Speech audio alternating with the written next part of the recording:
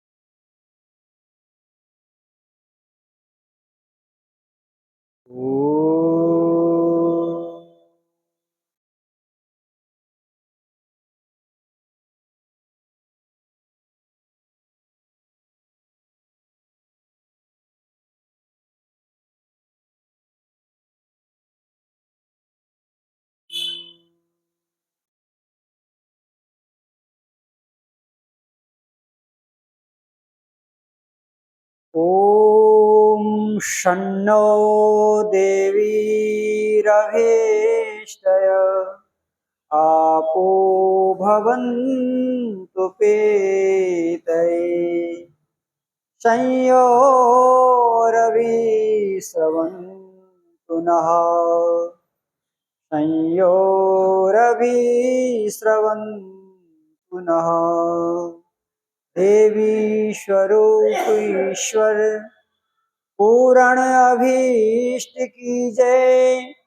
यह नीर हो सुधामय कल्याण दान दीजे।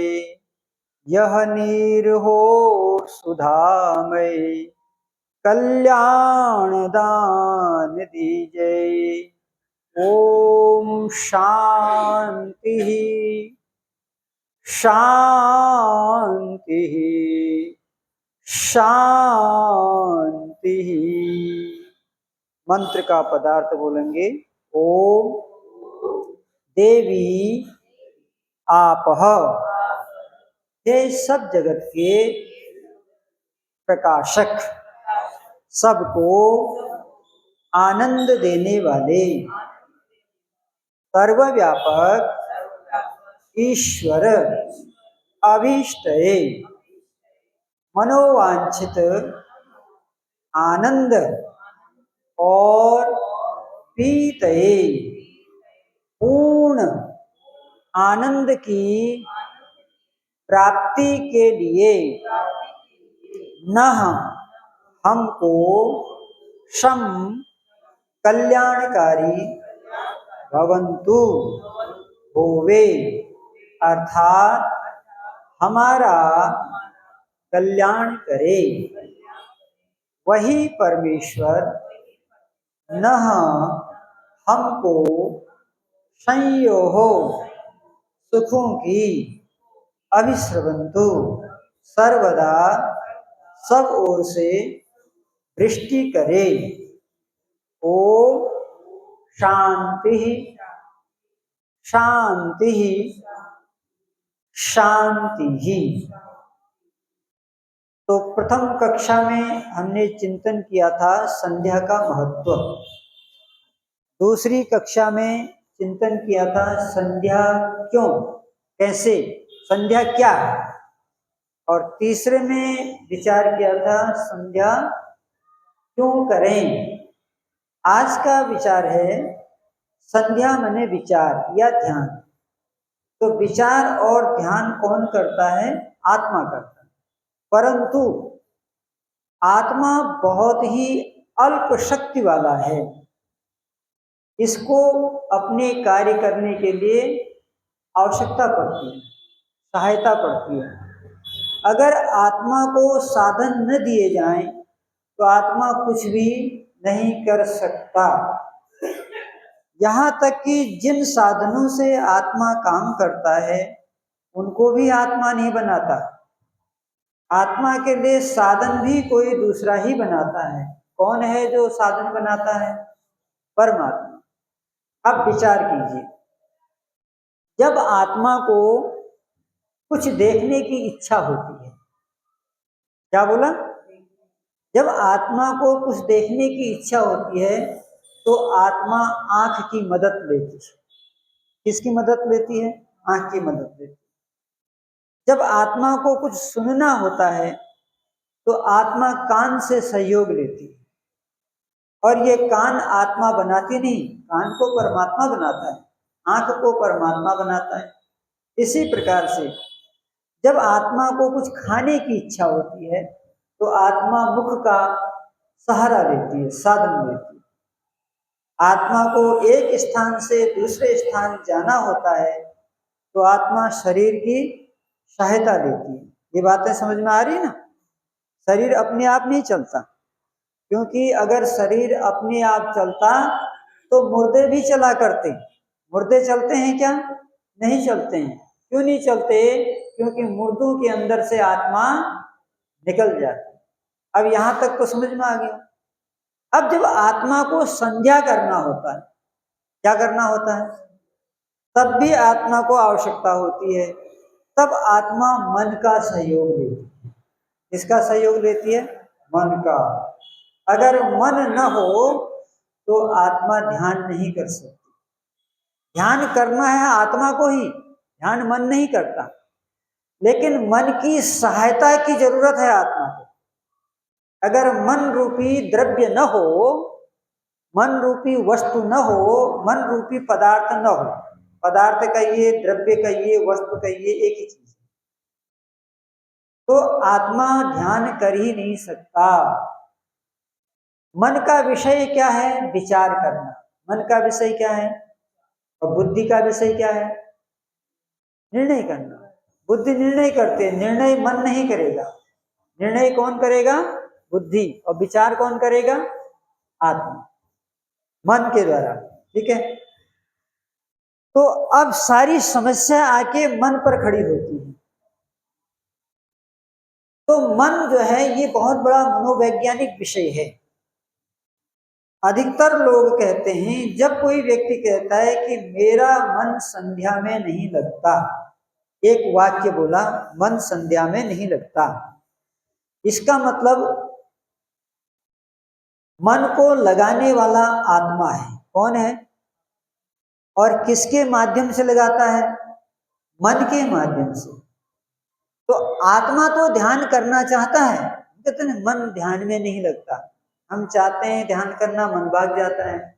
तो चाहने वाला कौन है? आत्मा।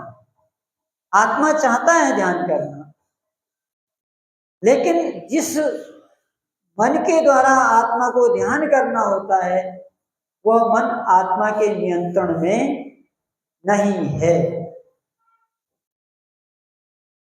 मन आत्मा के नियंत्रण में क्यों नहीं है? उसका कारण है अविद्या। क्या कारण है? अविद्या। मन के बारे में न जानना। ऐसा नहीं कि मन नहीं लगता है, मन बड़ा मनोवैज्ञानिक है। एक बच्चे का मन जब खेल में लगता है तो दुनिया की सब कुछ भूल जाता है, दुनिया की हर चीज को वो भूल जाता है।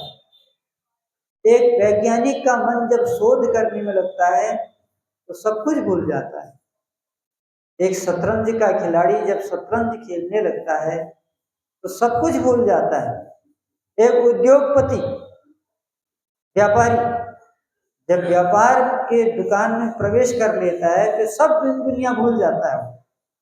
तो ऐसा नहीं मन नहीं लगता है, मन लगता है मगर हर जगह नहीं लगता है, या जहां लगाना चाहिए वहां नहीं लगता। आपने एक नाश्ता का नाम सुना होगा, सैंडविच, है ना? अब आपको आश्चर्य होगा सैंडविच के नाम पर। ये सैंडविच क्या है? सुनिए जरा ध्यान से। ब्रिटेन के अंदर एक शतरंज का खिलाड़ी था। ब्रिटेन के अंदर। उसका नाम था सैंडविच। क्या नाम था उसका? अंग्रेजों के नाम ऐसे ही होते हैं। उसका नाम सैंडविच था। तो शतरंज का बहुत अच्छा खिलाड़ी था। वो बाहर तो शतरंज खेलता ही था, अपने घर में भी शतरंज खेलता था। तो उसके शतरंज खेलने से उसकी पत्नी बहुत दुखी थी। क्यों? क्योंकि उसको न भोजन की सुध, न पीने की सुध, न कपड़े की सुध। अगर पत्नी भोजन कराए तो कर ले, नहीं तो अपना शतरंज में मस्त रहे। तो उसकी पत्नी सोची ये तो बहुत गड़बड़ हो रहा है, अगर इनको हम भोजन नहीं देंगे तो भूखे मर जाएंगे। तब उसने क्या किया कि उसकी शतरंज की मेज पर चारों ओर रोटी के छोटे छोटे टुकड़े रख दिए, बीच में सब्जी रख दी, आलू रख दिया बहुत सारे। अब वो जब शतरंज खेले तो ध्यान इधर आए तो यहाँ से खाए, ध्यान इधर आए तो यहाँ से खाए। तो उसी के नाम से मुकेश जी सैंडविच नाश्ता चल गया। ठीक है, उसका नाम सैंडविच नहीं है, वो आदमी का नाम है सैंडविच। जैसे हेलो कहते हैं ना हम लोग, हेलो मोबाइल का नाम थोड़ी है। हेलो जिसने जिसने मोबाइल बनाया उसकी पत्नी का नाम हेलो था। तो उसने जब ट्राई किया तो अपनी पत्नी का नाम लिया हो, लेकिन धीरे धीरे वो हेलो शुरू हो गया। इसलिए हम कभी हेलो नहीं कहते, हम ओम कहते हैं। जो भी फोन करता है हम उससे ओम कहते हैं। ओम ही कहना भी चाहिए, ईश्वर का नाम कहते हैं ना, प्रभु का नाम सुमिरन करो। अब बार बार राधे राधे कहो, मोबाइल पर हेलो कहो, गड़बड़ हो गया। मोबाइल पर भी वही चीज कहो। तो वो जो शतरंज का खिलाड़ी था, उसका मन जब शतरंज में लग जाता था तो दिन दुनिया भूल जाता था। तो अगर हम ये कहें कि मन नहीं लग रहा है तो इसमें दोष मन का नहीं है, इसमें दोष है आत्मा का। किसका दोष है? आत्मा का। क्योंकि मन तो जड़ पदार्थ है। अब आप एक साधारण तरीके से समझें, आपने कहा मैं स्कूटी लेके जा रहा था और मेरी स्कूटी सड़क से नीचे आ गई, खाई में गिर गई। तो स्कूटी खाई में गिरी या गिराई गई? ध्यान से बोलिएगा, गिरी या गिराई गई? गिराई गई, क्योंकि स्कूटी में थोड़ी दम है। स्कूटी को जो चलाने वाला ड्राइवर है वो चेतन है। अब उसकी गलती हुई, कहीं पर गलती हो गई, ठोकर लग गई, गियर सही नहीं लगा, कुछ न कुछ ऐसा हुआ, हैंडल ढीला पड़ गया, कहीं न कहीं से ब्रेक लगाने में चूक हो गई, वो गाड़ी नीचे चली गई। लेकिन साधारण आदमी क्या कहता है, जा रहे थे गाड़ी गिर गई नीचे। तो ये व्यवहार में तो चलेगा, लेकिन जो सुनने वाला है वो ये जान रहा है गाड़ी नहीं गिरी, गाड़ी गिराई गई। ठीक उसी प्रकार से ये जो मन है ना, ये मन भी उसी गाड़ी की तरह है और आत्मा ड्राइवर की तरह है जो ड्राइवर गाड़ी को चला रहा है। तो आत्मा चेतन है, मन जड़ है। आत्मा ज्ञानवान है, मन में ज्ञान भी नहीं है। मन ज्ञान शून्य है, चेतना शून्य है, गति शून्य है। क्योंकि मन किससे बना है? हैं? बना किससे? हाँ, बहुत अच्छा, बेटी के लिए ताली बजाओ। हाँ, बहुत अच्छा। मन प्रकृति से बना है। किससे बना है? प्रकृति से बना है। कार्य में कारण के गुण मौजूद होते हैं। तो मन रूपी जो कार्य है उसमें प्रकृति रूपी कारण के गुण आ गए हैं। तो प्रकृति क्योंकि जड़ है, इसलिए जड़ से जो भी वस्तु बनेगी वो क्या होगी? जड़ ही होती चली जाएगी। तो मन भी जड़ है, लेकिन इस जड़ मन को जो गति दे रहा है वो कौन है? आत्मा है। तो आत्मा की गति से अब प्रश्न ये उठता है कि भाई आत्मा स्वयं क्यों नहीं गति करता, उसको मन की जरूरत क्यों पड़ती है? इसलिए क्योंकि आत्मा अल्प शक्तिमान है, आत्मा की शक्ति बहुत कम है, तो बिना किसी सहायता से कुछ कर ही नहीं सकता। उसको शरीर चाहिए, मन चाहिए, बुद्धि चाहिए। अगर आत्मा को शरीर मन बुद्धि नहीं मिलेगा तो वो कुछ भी नहीं कर सकता।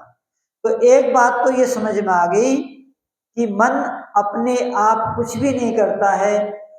जो आत्मा चाहेगी वही करेगा। तो इसलिए हमें करना क्या है, मन की आदतों को जानना है।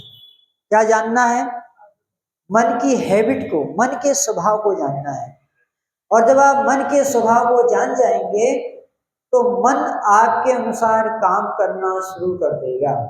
तो आज हम चिंतन करते हैं मन की आदतें क्या हैं। तो शास्त्र कहते हैं मन की 3 आदतें हैं। कितनी आदतें? 3 आदतें। बस इसको नोट कीजिए। पहली आदत क्या है मन की? मन हमेशा नजदीक से दूर की ओर जाता है। पहला लक्षण है। क्या बताया? नजदीक से दूर की ओर जाता है, सीधे दूर नहीं जाता है, नजदीक से step by step by step. लेकिन उसकी चाल इतनी तेज होती है कि हम समझ नहीं पाते। जैसे जिस पृथ्वी पर हम बैठे हैं, ये पृथ्वी एक जगह पर खड़ी है या घूम रही है? हैं? हाँ, खड़ी नहीं है, ये घूम रही है। लेकिन लग रहा है घूमती जैसी। अगर घूमती जैसी लगती तो हम भी घूम रहे होते। लेकिन पृथ्वी घूम रही है चारों ओर। अगर पृथ्वी, अब ये सोचो, अगर पृथ्वी घूमना बंद कर दे तो न दिन होगा न रात होगा। पृथ्वी घूम रही है लेकिन हमको पता नहीं लग रहा। इसी प्रकार से यह मन भी दौड़ रहा है लेकिन हमको पता नहीं लग रहा है। तो इसलिए क्यों नहीं पता लग रहा है? क्योंकि हमें मन के स्वभाव के बारे में जानकारी नहीं है। तो मन का पहला स्वभाव क्या है? मन नजदीक से दूरी की ओर जाता है। जब भी मन दूर पहुंच जाए तो विचार करो कि था तो मेरे ही पास ही, मैंने ही इसको भेजा, लेकिन मैं स्वयं नहीं जान पा रहा हूं कि मैं इसको भेज रहा हूं। तो ये मन का पहला लक्षण है। मन हमेशा नजदीक से दूर की ओर जाता है। दूसरा लक्षण, मन हमेशा सरलता से कठिनाई की ओर जाता है। ये मन का दूसरा लक्षण है। क्या बताया? सरलता से कठिनाई की ओर जाता है। पहले कक्षा 1 पढ़ी जाती है, MA पढ़ा जाता है? 1 पढ़ा जाता है। 1 सरल है, सब पढ़ लेते हैं। दुनिया में स्कूल तो सभी जाते हैं, लेकिन कोई 5 पास करके छोड़ देता है, कोई हाई स्कूल छोड़ देता है, कोई इंटर के बाद छोड़ देता है, कोई MA के बाद छोड़ देता है, कोई और भी आगे बढ़ता रहता है। तो इसी प्रकार से मन भी सरलता से कठिनाई की ओर जाता है। जहां पर हमको कठिन लगता है वहीं पर हम छोड़ना शुरू कर देते हैं। जहां पर हमको कठिन लगता है वहीं छोड़ना शुरू करते हैं, और जब तक सरल लगता है तब तक हम उसको कर रहे हैं। तो यदि हम ये जान जाएंगे कि मन सरलता से कठिनता की ओर जाता है तो हमारे दिमाग में ये विचार आएगा कि अभी जितना हमने जाना वह भी हम ही थे, और आगे जो जानना है वह भी हम ही है। फिर हमारे लिए कठिन भी सरल हो जाएगा। ऐसा ही बताओ, विज्ञान विषय सरल है कि कठिन है? कठिन है। लेकिन लोग पढ़ते हैं कि नहीं पढ़ते हैं? पढ़ते हैं। मैथमेटिक्स सरल है कि कठिन है? कठिन है। लोग पढ़ते हैं कि नहीं पढ़ते हैं? पढ़ते हैं। जो चीज हमारे लिए कठिन है वो किसी दूसरे के लिए सरल है। हवाई जहाज उड़ाना हमारे लिए सरल है कि कठिन है? कठिन है। लेकिन पायलट उड़ा रहा है, उसके लिए वो सरल हो गया। क्यों? क्योंकि उसने अभ्यास किया, उसने उस सिलेबस को पढ़ा, उसकी कोचिंग की, उसकी क्लासें की, स्टेप बाय स्टेप। वो, हम तो धरती पर नहीं चल रहे हैं, वो आसमान पर चल रहा है। तो ये मन का स्वभाव है। मन हमेशा सरलता से कठिनाई की ओर जाता है। 2 स्वभाव हो गए। अब मन का तीसरा स्वभाव है, मन हमेशा ज्ञात से अज्ञात की ओर जाता है, यानी नोन से अननोन की ओर जाता है। अर्थात मन हमेशा जानने से न जानने की ओर जाता है। हम शरीर को जान रहे हैं कि नहीं जान रहे हैं? जान रहे हैं। अब इसके बाद शरीर के बाद मन आता है। मन शरीर से थोड़ा सूक्ष्म है, ठीक है? तो पहले हम स्थूल को जानते हैं, फिर किसको जानते हैं? सूक्ष्म को। ऐसा नहीं हो सकता कि हम पहले सूक्ष्म को जानेंगे फिर स्थूल को जानेंगे। नहीं, मन उल्टा नहीं चलता है, मन इधर ही से चलता है। मन हमेशा ज्ञात से अज्ञात की ओर चलता है। हम जितनी चीजें जान रहे हैं उसके बाद हम फिर उन चीजों को जानने का कोशिश करते हैं जो चीजें हम नहीं जान रहे हैं। तो मन के 3 स्वभाव। पहला स्वभाव मन नजदीक से दूर की ओर जाता है। दूसरा स्वभाव मन सरलता से कठिनता की ओर जाता है।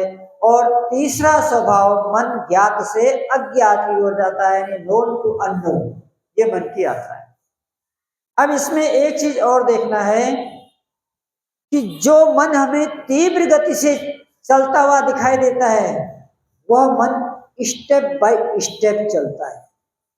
क्या कहा? अच्छा, भारत में इसमें सबसे तेज ट्रेन कौन चलती है? वंदे मातरम, है ना, बहुत तेज चलती है। लेकिन वह वंदे मातरम भी उतना ही चलती है जितनी पैसेंजर ट्रेन चलती है, बस स्पीड कम और ज्यादा होती है। ऐसा नहीं कि वंदे मातरम जो ट्रेन है वो एक पहिया यहाँ रखती है, एक वहां रखती है, इंच इंच जमीन पर चलती है वो, ठीक है नहीं, इंच इंच जमीन पर। तो ये मन का ये स्वभाव है, जो सवार घोड़े को जानता है वही घोड़े पर चढ़ता है, और जिसको चढ़ाना नहीं आता घोड़ा उसको पटक देता है। तो मन भी उसी घोड़े की तरह है। इस मन को हमें धीरे धीरे अपने नियंत्रण में लाना है, तब हम संध्या करने में सफल होंगे। तो आज का प्रश्न है, मन की 3 गतियां कौन सी हैं? 3 आदतें। मन की 3 आदतें कौन सी हैं? पहली आदत, मन नजदीक से दूर की ओर जाता है। दूसरी आदत, मन सरलता से कठिनता की ओर जाता है। और तीसरी आदत, मन ज्ञात से अज्ञात की ओर जाता है। धन्यवाद।